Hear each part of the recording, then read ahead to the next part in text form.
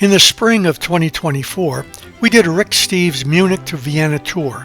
We arrived in Munich a few days before the official tour started, so we had time to tour the Munich residence, which is the former royal palace of the Wittelsbach monarchs of Bavaria, and served as the seat of government and residence of the Bavarian dukes, electors, and kings from 1508 to 1918. It is also the largest in-city palace in Germany. It began in 1385 as a castle in the northeastern corner of the city, but just kept getting added to and updated by the rulers over the centuries into the magnificent palace buildings and gardens that you see today. The rooms in our collection spanning a period that began with the Renaissance and extends by the way of the early Baroque and Rococo epochs of neoclassicisms, and I suppose it shows the extravagance and variety of tastes and the political ambitions of the Wittelsbach dynasties. Much of the residence was actually destroyed during the Second World War, and from 1945 it was gradually reconstructed. Today it's one of the largest museum complexes in Bavaria.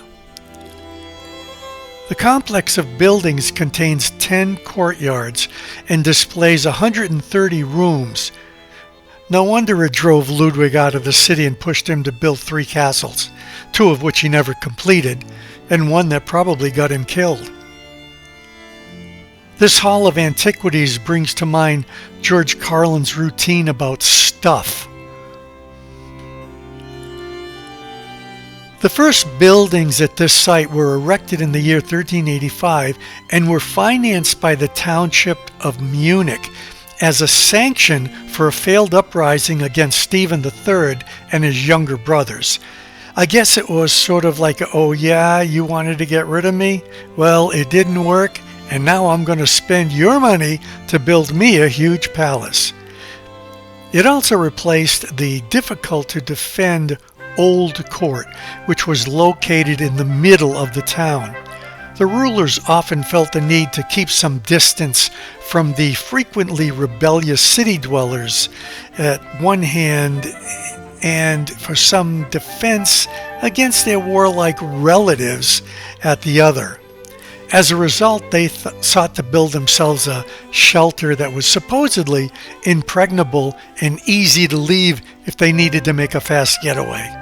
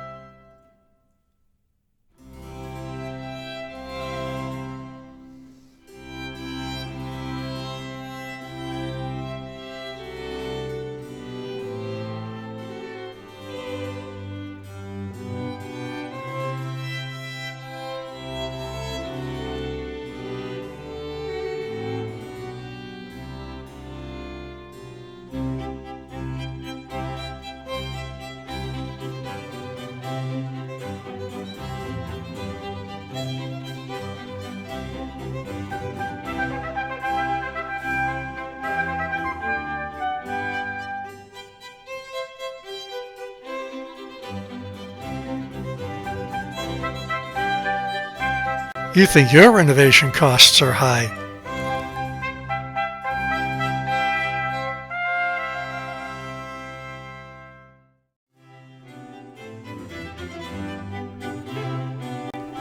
The Tapestry Repair Room. The palace was severely damaged by bombing during World War II. Most of its rooms were reconstructed by the 1980s. Some of the buildings, however, were rebuilt in a more simplified manner versus the extravagance of the initial designs. Some of the external areas and some of the internal rooms are a little different than they would have been had they not been destroyed by the bombing. The frescoes of the court church were totally destroyed during the bombings. For the most part, describing everything one sees here is sort of a waste. It's just better to watch it and maybe pique interest to make someone want to go and see it if you ever get to Munich. There is so much here that it begins to start looking all alike, and then you can't wait to get to the exit. I mean, how many rooms filled with stuff that you got from other people's taxes can you really enjoy? I mean, 130 rooms, a kid could hide here for a year and his parents wouldn't even miss him. No wonder Ludwig went a little off center.